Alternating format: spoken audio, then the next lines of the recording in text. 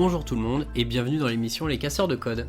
C'est une émission où des personnes raconteront leur histoire, leur parcours, leurs aventures et surtout pourquoi l'apprentissage du code a changé leur vie. Le code leur a permis d'ajouter une corde de plus à leur arc de compétences, de concrétiser des idées, de laisser libre cours à leur créativité ou encore d'acquérir un état d'esprit.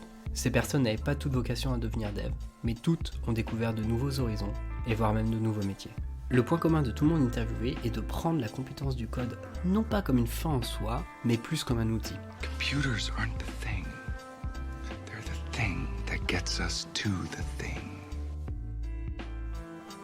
Allez, passons à l'interview du jour.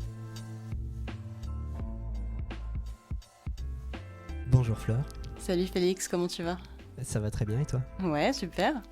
Merci beaucoup d'être venu pour faire cette interview.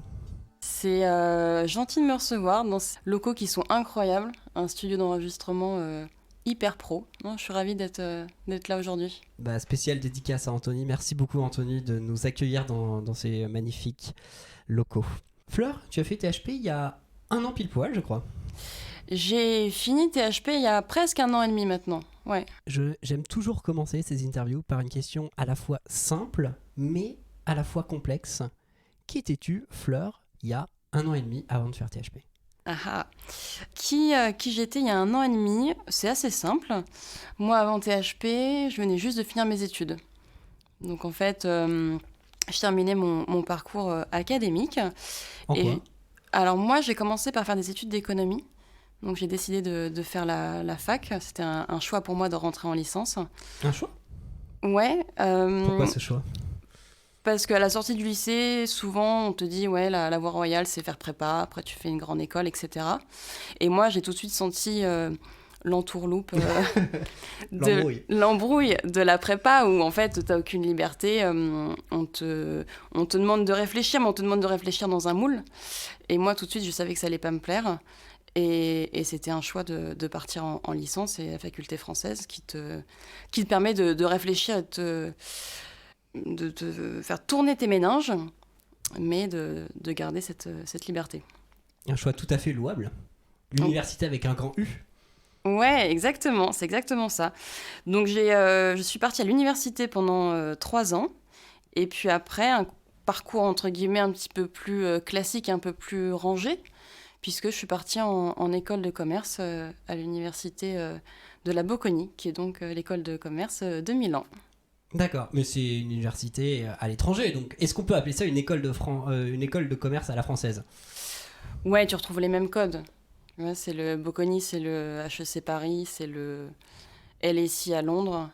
Donc ouais, c'est ces mêmes codes-là, au final. Et tu me demandais où est-ce que j'étais il y a 1 an et demi. Moi, je venais de finir mon stage de fin d'études, très classique, donc à Paris. Un super stage, pendant 6 mois. Que j'ai beaucoup aimé. T'es à Paris, t'as un appart qui est cool. Moi, j'allais au bureau à pied. J'étais à 20 minutes à pied de mon job. Très confortable. Hyper confortable. J'avais un super job, j'avais un super manager, j'avais un super boss. J'étais très bien payée. Et puis, fin de stage de fin d'études, je savais qu'il y avait un CDI à la clé et je savais qu'on me le proposait. Et donc la voie royale, au final. Et je me suis dit, écoute, non, moi le CDI, j'en veux pas. Paris, même si c'est génial, c'est pas ma vie. Qu'est-ce que t'aimes pas à Paris? Non, j'adore Paris. Moi, j'ai passé une semaine à Paris et j'adore Paris. Mais c'est pas Paris que j'aimais pas, c'était la vie que t'offre Paris. C'est entre guillemets, c'est contrainte, mais comme tout le monde, hein, tu te lèves le matin, tu dois aller bosser, tu bosses pour quelqu'un, t'es obligé de rendre, t'es obligé d'être productif. D'être productif pour quelqu'un, puisque c'est pas toi le boss. Et même si je m'éclatais, et même si c'était un super job, j'étais pas heureuse. Ok, donc tu t'es dit, la vie parisienne, c'était pas pour toi. Donc quelle vie était pour toi? Ouais, et ça, c'était ma grande question. En fait, moi, j'ai passé une grande partie de mes études à me demander ce que j'allais faire après. C'était le parcours royal, c'était des super références sur mon CV, mais je savais l'environnement que je voulais. Je savais que je voulais être libre. Je savais que je voulais avoir le choix et que je voulais me réveiller tous les matins en me disant, mais en fait, mon job, il est cool.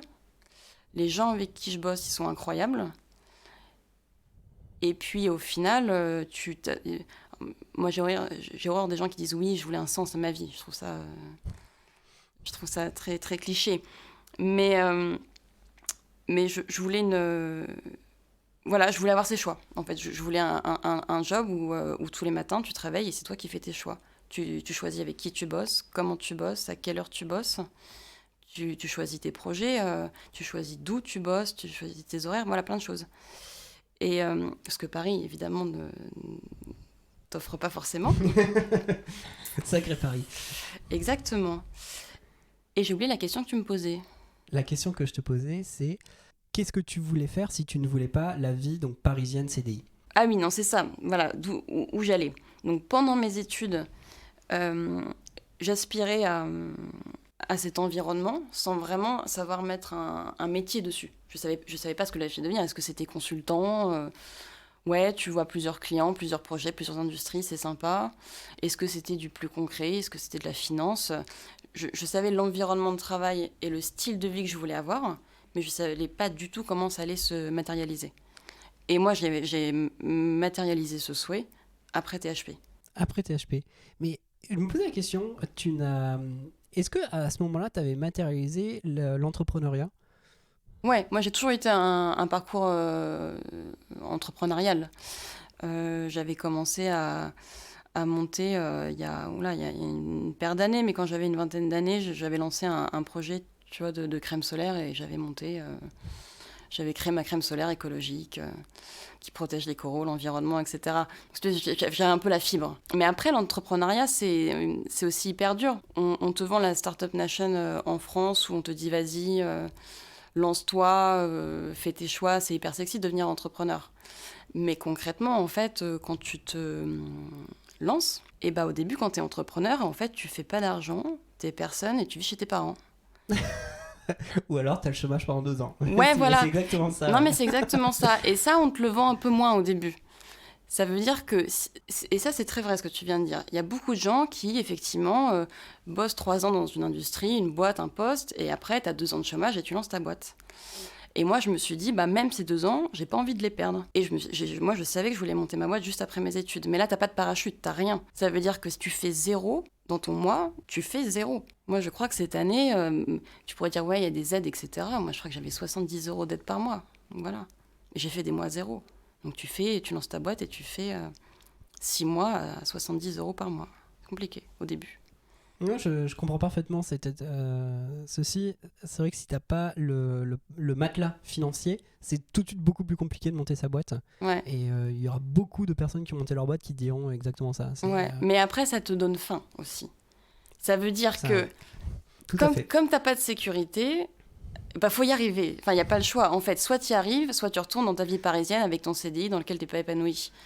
Donc c'est sûr que ça te donne une motivation. Enfin, tu te lèves le matin et t'as un peu les crocs et t'as envie d'y aller. Et t'as pas le choix, tu vas aller chercher tes euros avec les dents s'il le faut. Voilà, c'est ça. Donc, mais moi, c'était pas un risque qui me faisait peur. Parce qu'aussi, quand tu te lances, moi, j'ai pas besoin d'énormément d'argent pour être heureuse, par exemple. Et ça aide au début. Parce qu'en fait, t'arrives à justifier aussi auprès de ton entourage, et c'est ça qui est compliqué aussi quand tu es auto-entrepreneur au début, c'est de justifier auprès de ton entourage que tu as refusé un CDI, que tu gagnes pas d'argent, que tu vis chez tes parents à 25 ans, enfin, c'est tout, voilà, mais moi ça me dérangeait pas, parce que je savais que c'était le prix à payer au début pour choisir mon parcours et choisir la vie que j'adore maintenant. Tu vois, c'est très drôle, j'ai dit à mon frère il y a 3 jours que là, tout de suite, si tu me demandais de changer quelque chose dans ma vie, je ne changerais rien. Je suis au bon endroit, avec les bonnes personnes, à faire les bonnes choses. Ok, bon, je pense qu'on va y revenir parce que c'est assez cool la vie que tu as actuellement, enfin, pour savoir un petit peu ce que tu as. Mais revenons du coup à il y a 1 an et demi. Ouais. Et tu te dis, ok, alors, déjà, pourquoi ne pas avoir monté ta boîte directement il y a 1 an et demi? Alors, si tu veux... Il y a 1 an et demi, il y a eu le Covid qui est arrivé. Non, il y a 1 an et demi juste avant de faire THP. Au lieu de faire THP, pourquoi pas monter ta boîte? Ah, ok. En fait, si on remonte le temps, il y a 1 an et demi, donc je refuse ce CDI à Paris. Et je me dis, tiens, est-ce que j'irais pas voyager pendant 3 ans? Le truc qu'on se dit tous. Je me dis, ok, voyager pendant 3 ans, c'est sympa, mais il faut financer tout ça. Donc je me dis, tiens, pourquoi pas, digital nomade, apprendre à coder, à faire des sites internet. Moi, les maths, les probas, j'adore ça. Allez, go, je fais ça. Ça veut dire que à cette époque-là, le code, c'était pas une fin, c'était un moyen. En me disant, ça va être le moyen pour moi d'aller voyager et d'aller surfer aux Philippines pendant 3 ans. Donc je me dis ça, je me dis c'est juste 3 mois. J'ai cueilli des retours positifs d'anciens élèves de THP. Je me dis j'ai quoi à perdre, pas grand-chose. Je suis diplômée THP au mois de mars. Et là, le pays s'arrête, c'est Covid, les frontières ferment, tu pars plus à l'étranger, c'est fini quoi.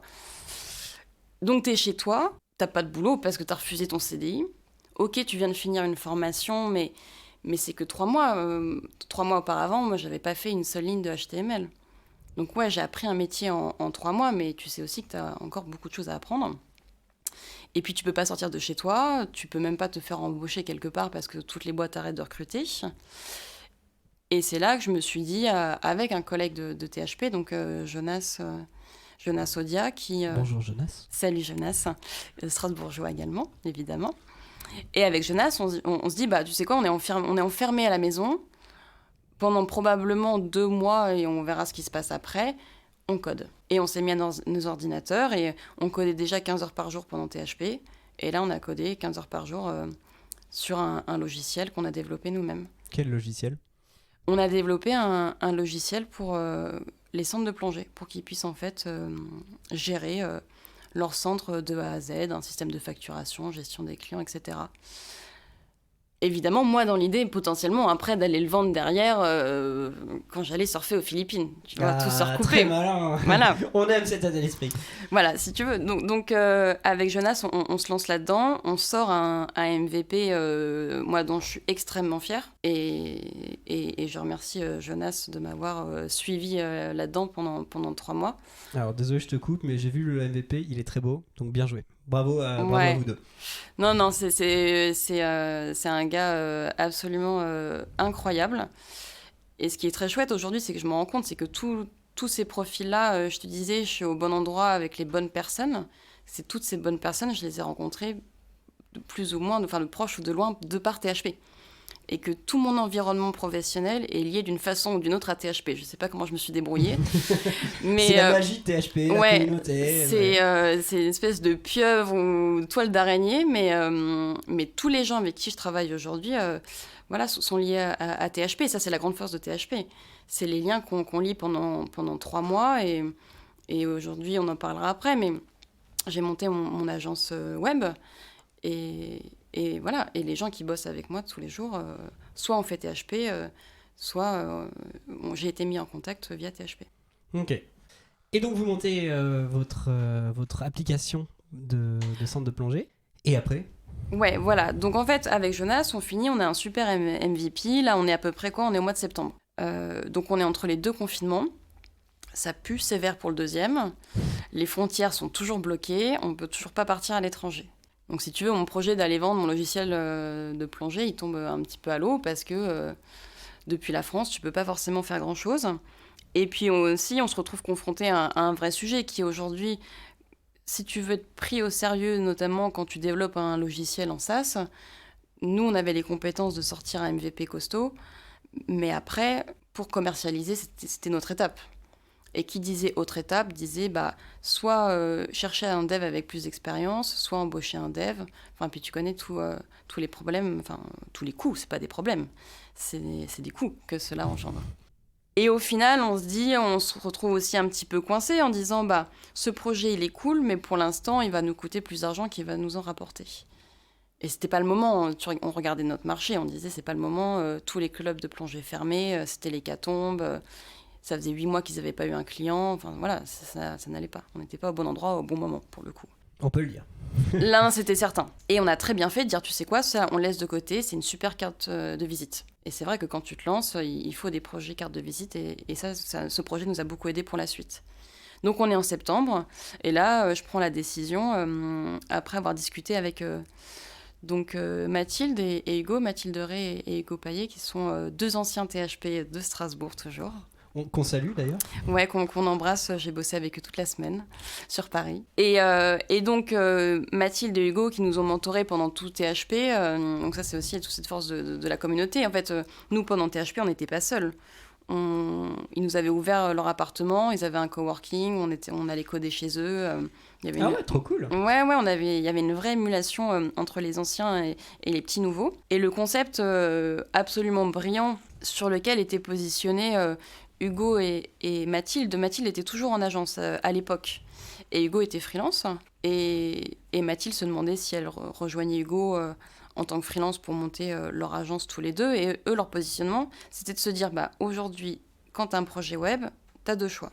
Soit tu fais appel à une agence, ok, tu as une palette de compétences, mais ça te coûte une blinde et ça te prend énormément de temps de développer. C'est des projets qui sont longs.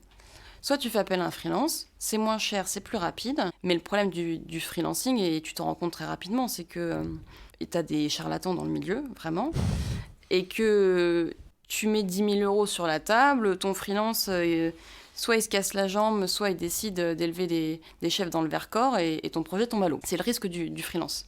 Et eux, ils se sont dit, tu sais quoi, on crée une agence avec des freelances. Ça te permet d'avoir une palette de compétences énorme, tu sécurises et tu donnes confiance à tes clients parce que tu leur dis que toi, tu n'es pas indispensable. Si toi, tu arrêtes le projet demain, il y a quelqu'un à côté qui le reprend. Tout en gardant des prix hyper concurrentiels parce que t'as pas de charge, t'as pas de locaux, voilà.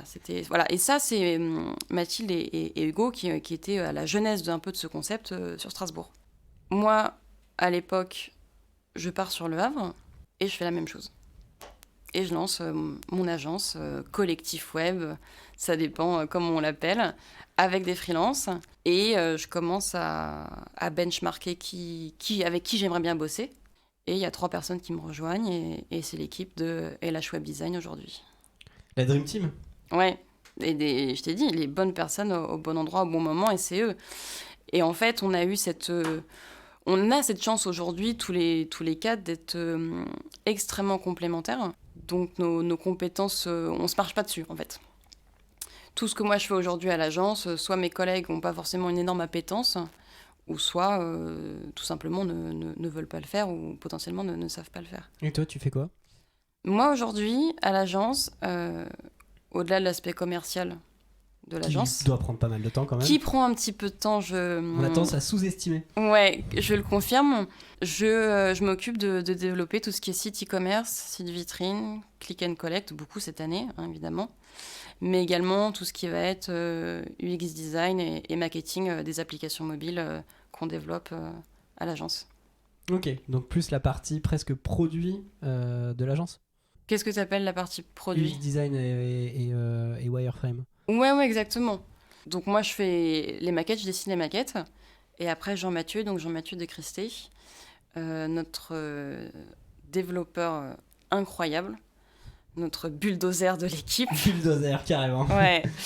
Voilà, ce gars absolument brillant, professionnellement et humainement, qui développe tout ce qui est application sur iOS, Android, objets connectés. Application, la totale. Machine à café, la totale, quoi. Ouais.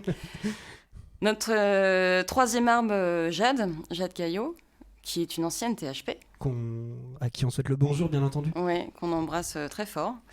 Qui, elle, est à Bordeaux et elle fait tout ce qui est référencement naturel, SEO, stratégie digitale en général. Et la petite dernière, Charlie, qui est encore en études et qui nous file des coups de main sur tout ce qui va être logo, charte graphique, notre graphiste. Une magnifique équipe. Ouais. Et alors toi, tu fais moins de code ? Ouais, moi en fait, j'ai pris du recul, je me suis détachée du code. Pourquoi ? Parce que je me suis rendu compte qu'il y avait des gens bien meilleurs que moi là-dedans. Et qu'en fait, quand tu montes ta boîte, si tu fais quelque chose qui te plaît, mais dans laquelle t'es pas là ou le meilleur, tu perds du temps et du coup tu perds de l'argent. Moi, si tu veux faire une ligne de code, ça me prend 5 minutes. Jean-Mathieu, ça lui prend 2 secondes. C'est pas un bulldozer pour rien. Voilà, donc même si moi j'adorais coder, etc., je me disais, ouais, mais moi si je deviens développeuse dans ma boîte, je perds de l'argent et je coule et je mets la clé sous la porte dans 3 mois. C'était pas du tout rentable. Moi, la force que j'avais, c'était de me dire, ok, Tout ce qui est site e-commerce, même très complexe, vitrine, etc., ça, je maîtrise. Je peux le développer rapidement. Et après, là aussi, où je suis bonne, c'est tout le côté commercial. Et alors, est-ce que c'est ce que tu fais aujourd'hui est en lien avec le code? Est-ce que l'apprentissage du code t'a permis ça? Ah oui, mais tous les jours. Moi, j'ai appris mon métier à THP, je le sais. Ça veut dire qu'aujourd'hui, je sais pas si tu te souviens, mais il y a 1 an et demi, moi, je savais pas faire une ligne de HTML. Je connaissais rien, je savais pas ce que c'était un serveur, je savais pas ce que c'était limite un URL, un nom de domaine. Enfin, pour moi, c'était lunaire. Et aujourd'hui, tu arrives en rendez-vous client et tu vends des projets d'application à 60 000 €, des trucs hyper complexes avec des API dans tous les sens. Moi, j'y connais rien, je sais pas faire, mais c'est pas grave. Moi, on me demande pas de savoir faire, mais on me demande de connaître et d'avoir la crédibilité devant le client. Et THP te donne cette crédibilité, ça te donne tout ce background en fait technique, toute cette culture web que j'utilise tous les jours. Et puis THP, c'est une méthode aussi. La méthode ? Ouais. Ça, c'est la méthode THP. Ça veut dire qu'à THP, t'apprends que peu importe le problème, tu peux trouver la solution par toi-même. Et pas la solution. Une solution. Une solution. Et si tu veux, moi, je sors aussi d'un parcours académique où on te prémâche tout. C'est intellectuellement très challengeant, etc.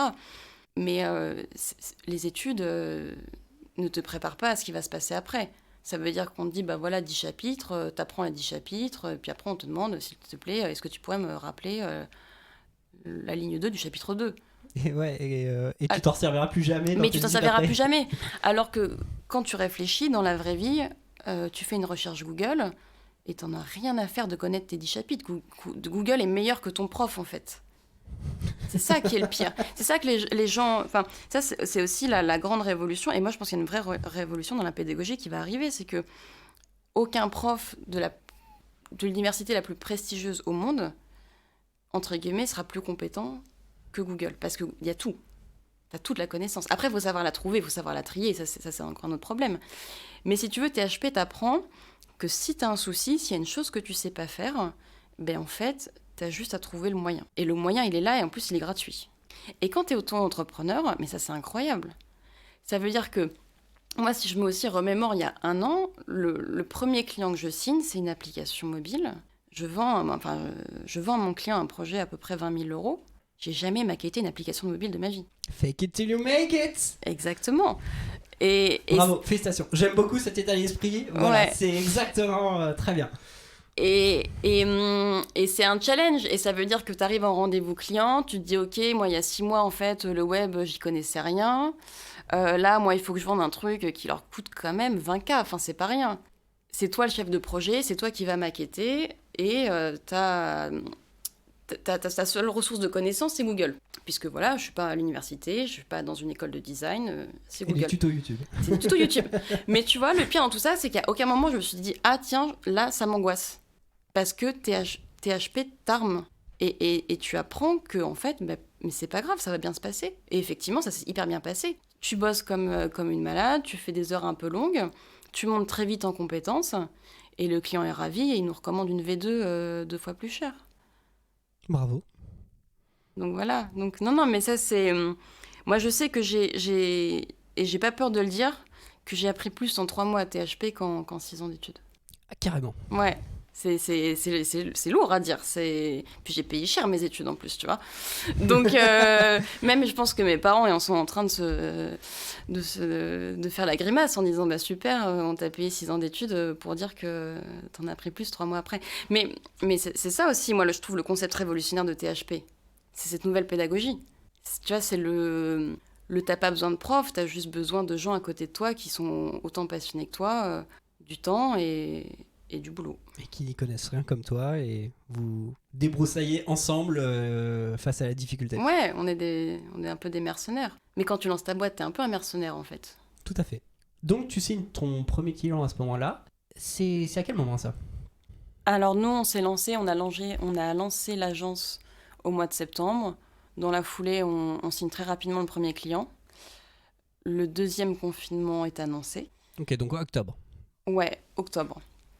Donc là, on se dit qu'on va un peu au front parce qu'en fait, Je sais pas si tu te souviens, mais à l'époque, t'avais tout ce qui était bar, resto qui refermait. Ils s'en étaient pris mais plein la tête. Et qui viennent à peine de réouvrir d'ailleurs. Ouais, et si tu veux, moi là, à ce moment-là, j'ai une compétence. Ça veut dire que des sites internet, je sais en faire, je peux en faire, et en plus, assez rapidement. Et on réfléchit avec l'équipe, on se dit, bon, bah, de toute façon, c'est pas comme si on avait 46 clients dans le carnet de commandes. On a un petit peu de temps. Qu'est-ce qu'on pourrait faire pour ces commerçants qui sont franchement en galère ? Et je sais pas si tu te souviens, à l'époque, il y a une annonce gouvernementale qui te disait un truc du genre oui, de toute façon, quoi qu'il en coûte, un site internet, c'est 500 €. Tu t'en souviens de cette annonce ? Non. En fait, je sais plus, je crois que c'était Bruno Le Maire à l'époque qui t'annonce en fait qu'il y avait une aide gouvernementale pour créer un site internet et que c'est 500 €.